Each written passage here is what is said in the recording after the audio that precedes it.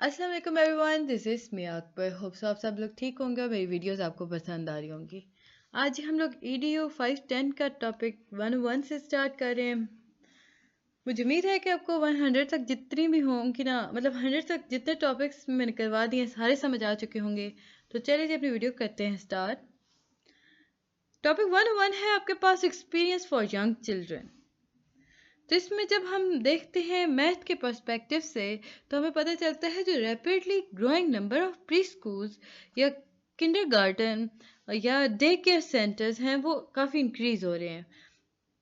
But लोगों के अंदर अवेयरनेस आ रही है कि वो पढ़ाई की तरफ मुतवज्जो होते जा रहे हैं। अगर हम ट्रेडिशनली बात करते हैं ना प्री स्कूल प्रोग्राम की, तो हमें पता चलता है कि उसके ये प्री स्कूल प्रोग्राम जो थे वो कंसंट्रेट किया करते थे development of healthy and adjusted personality. फिर इसके बाद हम बात करते हैं चिल्ड्रन के कंसर्न्स की। तो वो जो लो इनकम होम्स आते थे जिनके पास ज़्यादा रिसोर्सेस नहीं थे, या मिनॉरिटी के बारे में बात करें तो ये ऐसे स्कूल्स के अंदर बच्चे जब पढ़ा करते थे ना, तो इनमें काफ़ी सारी डिससिमिलरिटीज़ मिला करती, या यूँ कह लें कि उनके फैसिलिटीज़ को काफ़ी ज़्यादा डाउन किया जाता था। फिर एक वक्त ऐसा आया कि तालीम पर तवज्जो दी जाने लगी, लोग ज़्यादा से ज़्यादा पढ़ना शुरू हुए। मैथमेटिक के अंदर अगर हम बात करते हैं तो मैथ की फील्ड काफ़ी फ्लरिश हुई।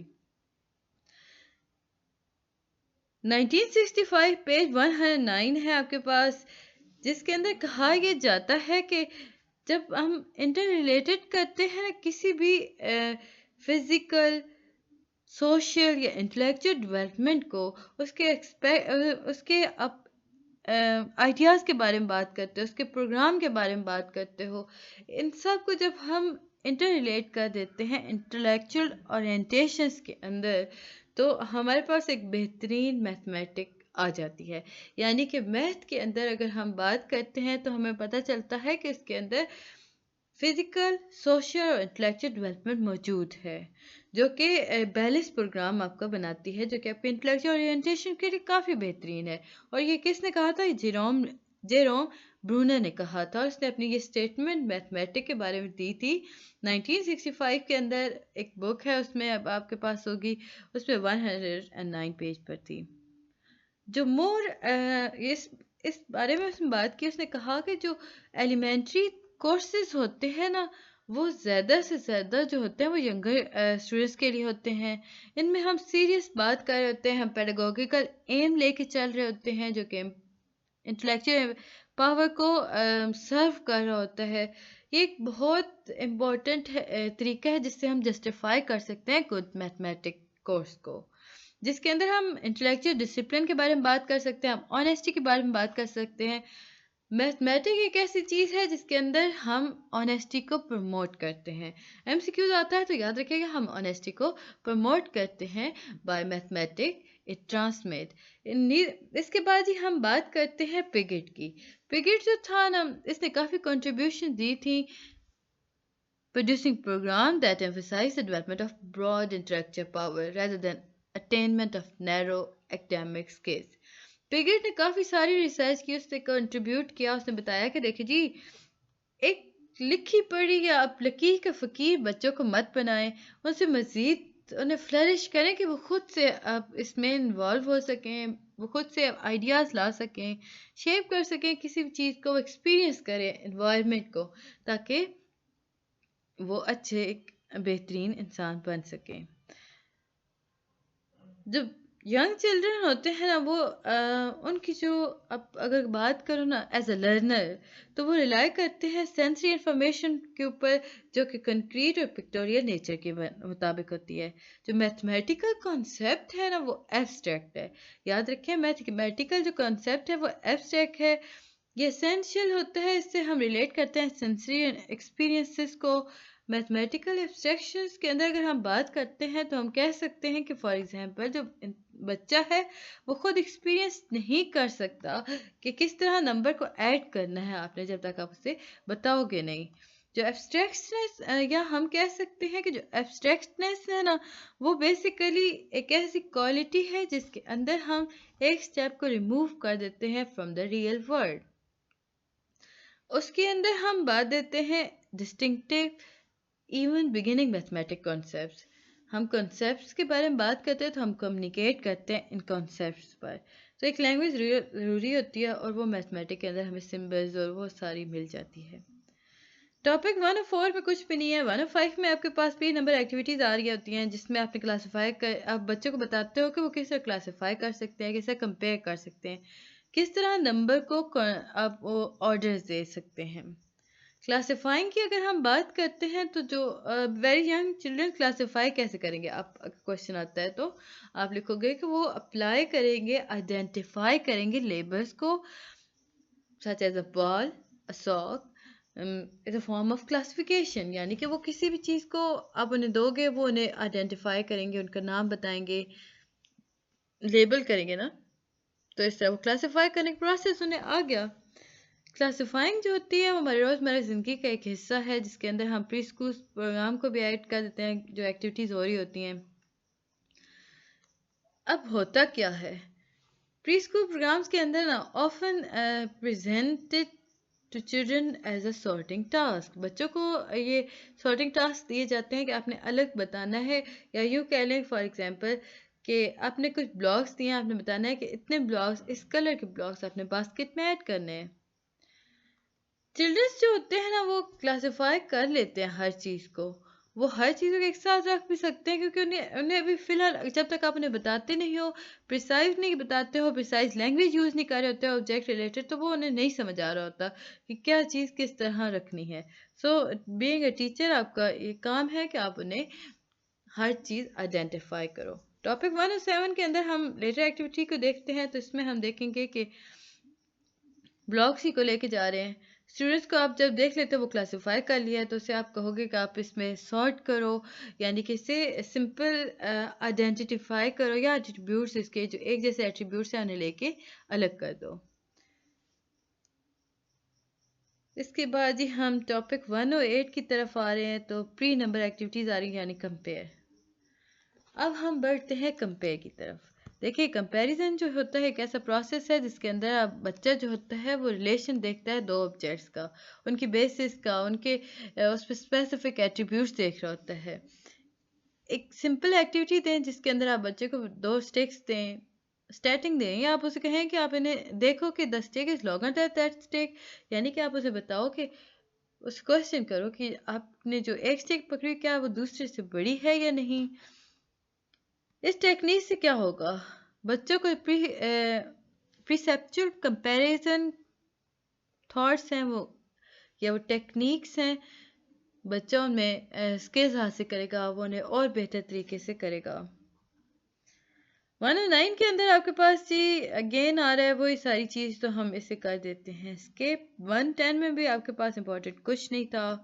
111 में आपके पास है जी प्री नंबर एक्टिविटीज़, ये हम इसमें कंपेयरिंग करते हैं, यानी कि ऑर्डर बिल्ड करते हैं। अब बच्चों को बताते हो कि किस तरह अपने फिजिकल अरेंजमेंट करनी है ऑब्जेक्ट्स की या सेट ऑफ ऑब्जेक्ट्स की। अब ये जो अरेंजमेंट है ये ओरिजिन और डायरेक्शन के हिसाब से किस तरह चलें, आप उन्हें कुछ रूल्स दोगे। फॉर एग्जांपल आप उन्हें कह सकते हो कि जो थिंग्स जो वो ऑर्डर्स कर रहे हैं ना वो छोटे से बड़े की तरफ जाना चाहिए। तो ये एक ऐसा रूल है जो आप दे सकते हो, बच्चा अच्छे से समझ जाएगा। टॉपिक 112 है आपके पास अर्ली ऑर्डरिंग के अंदर है अर्ली एक्टिविटीज़, जिसके अंदर आप मटीरियल्स को बच्चों को देते हो और उन्हें कहते हो कि आप खुद से इन्हें समझो और इन्हें ऑर्डर करके दो। बाकी इसमें इतना इम्पोर्टेंट कुछ भी नहीं था। टॉपिक 114 के अंदर भी हम वही एक्टिविटी कर रहे हैं, यानी कंपैरिजन कर रहे हैं, ऑर्डर कर रहे हैं। आगे बढ़ने से पहले कहीं मेरे चैनल को लाइक और सब्सक्राइब ज़रूर कर दें, वीडियो पसंद आती है तो कमेंट भी कीजिएगा। नंबर अवेयरनेस, जो यंग चाइल्ड होते हैं ना उनके अंदर अवेयरनेस जो होती है नंबर की ना वो पैरेलल होती है, वो हिस्टोरिकल डेवलपमेंट को लेकर चल रहे होते हैं, यानी man kind concept of number के बारे में बात की जा रही होती है। उन्हें आप क्वेश्चंस करते हो ना कि हाउ मैनी, तो बच्चे जब रिस्पॉन्ड कर होते हैं मैनी को लेकर, तो वो आप देखते हो कि अगर 2 साल के बारे में बात की जा रही है, 2 साल का बच्चा है तो वो कैसे बताएगा। आप उसे कहो कि कितने, फॉर एग्जांपल एक बैलून लेते हो या थोड़े से बैलून आप ले लेते हो, आप बच्चे से कहते हो कितने बैलून्स हैं, या उनके कलर्स अगर चेंज है तो आप उनसे कहो कि कितने बैलून्स के कौन कौन से कलर्स हैं। टॉपिक 116 के अंदर भी वही सारी चीज़ चल रही है कि बच्चा काउंट करेगा। अब यहाँ पे कुकीज़ दे दी गई हैं, वहाँ बैलून्स के बारे में बात हो रही थी, यहाँ पे कुकीज़ की बात हो रही है। 117 के अंदर अगर हम देखें तो ये भी कंटिन्यू कर रहा है उसी, इसमें हम बात करते हैं एंटिटी के बारे में बात की जा रही है, सेट ऑफ ऑब्जेक्ट्स के बारे में बात की जा रही है। बाकी सारा उसी तरह होता है कि जिस तरह हम पहले एक्सपीरियंस कर चुके होते हैं। 118 में कुछ नहीं था। 119 में आप देखते हो recognize a spoken name with other spoken word। बच्चे जो होते हैं वो रिकग्नाइज करते हैं spoken name as a two और एसोसिएट करते हैं इस सेट ऑफ टू को जिस तरह उन्होंने अभी अभी सीखा है आपसे। फिर वो उस पर वर्क करते हैं, उसके एक्शंस के बारे में बात करते हैं। जो रिटन सिंबल्स होते हैं ना, वो याद रखिएगा, वो न्यूमरल्स भी हो सकते हैं और वर्ड्स भी हो सकते हैं, यानी नंबर के हिसाब से भी हो सकते हैं और वो वर्ड के हिसाब से भी होते हैं। अब बच्चे पर ये मुनस्सिर है कि वो उसे कैसे समझता है। यहाँ पे आप एक एक्सपेरिमेंट करवा सकते हो कि आप उन्हें दो ऑब्जेक्ट्स का दे दो, 2 सेट्स के अंदर 2 ऑब्जेक्ट्स दे दो जिनमें हर सेट का आप नाम बता दो, और उसके बाद जी आप एक सेट को चेंज कर दो दूसरे ऑब्जेक्ट के साथ, और आप उसे बताओ कि क्वेश्चन करो कि is the number of this set, the change set, जब चेंज सेट की बात करें इज 2। तो वो अब बच्चा अगर वो कंपैरिजन जानता है, अगर उसे पता है कि कितने मेंबर्स उस सेट में मौजूद हैं, तो वो फ़ौरन से आपको करेक्ट आंसर देगा, अदरवाइज वो थोड़ा कंफ्यूज हो जाएगा। टॉपिक 120 आपके पास, जिसमें वही सारी चीज़ें चल रही हैं। तो इसमें 3 ऑब्जेक्ट्स दे दिए गए और उनमें से एक को चेंज कर देना था। 121 अगेन वही चीज़। अब ये 121, 122 ये सारे ऐसे टॉपिक्स हैं जो बिल्कुल आपके पेपर रिलेटेड बहुत बहुत माइनर है, यानी कि उसमें कुछ भी ऐसा नहीं होता कि आपको बताया जाए। The idea of a set having no members is not foreign to young child. अब देखो यहाँ के बताया जा रहा है कि अब बच्चे को पता है कि एम्प्टी सेट क्या है, यानी वो चीज़ जिसमें कुछ भी मौजूद नहीं। अब एग्जाम्पल के तौर पे यहाँ पे आपको उन्होंने कहा कि आप कुकीज़ को कंसिडर कर लो ना। आप उनसे बताओ, आप एक 2 जार्स लो, उनमें एक में कुकीज़ रख दो और एक में खाली छोड़ दो। अब खाली वाले को दो और आप कहो कि बताओ जी कितने इसमें कुकीज़ हैं, तो बच्चा कहेगा कि ये तो बिल्कुल खाली है। तो इसी तरह मुख्तलिफ चीज़ों को आप रिलेट कर सकते हो। टॉपिक 123 आपके पास आता है, जिसमें आप बात करते हो teaching number greater than 4 too soon, यानी कि अभी आपने उन्हें बता दिया कि नेम भी हो सकते हैं, नंबर 0, मतलब कि जितने भी नंबर्स होते हैं उनके नेम्स होते हैं। आपने उन्हें बताया 0, 1, 2, 3 एंड 4, कंटिन्यू कर दिया इस एक्टिविटी को। अब क्या हुआ, अब जो आइडिया बच्चे के दिमाग में बैठ गया ना, उसने इस कॉन्सेप्ट को ले लिया कि जो नंबर्स होते हैं उनके नाम भी होते हैं, विथ उन्हें रिप्रेजेंट किया जाता है सिम्बल्स के साथ। तो वो इस इंफॉर्मेशन को लेके चलेंगे, और टीचर क्या करेगी, वो 4 से आगे उन्हें पढ़ाना शुरू करेगी। टॉपिक 124 के अंदर अगर हम देखें तो हमारे पास नंबर 5 की तरफ अब हम बढ़ चुके हैं। अब बताओगे कि set of 5 as element set, set of 5 को हम लेंगे एज एलिमेंट सेट। कुछ बच्चे जो होते हैं वो रिकग्नाइज करते हैं सेट ऑफ 5 को एज एलिमेंटल सेट, लेकिन कुछ होता है उनके नज़दीक जो 5 का मतलब होता है वो चेंज हो जाता है। वो समझते हैं कि ये जो परसेप्शन है सब सेट ऑफ 2 और 3 और 1 and 4 are the participants set of 5, यानी कि वो भी शायद जो सेट 5 बताया जा रहा है वो सब सेट है 2 का। तो ये था जी टॉपिक नंबर 124। मुझे उम्मीद है कि आपको समझ आया होगा। मिलते हैं नेक्स्ट वीडियो में, तब तक के लिए अल्लाह हाफिज।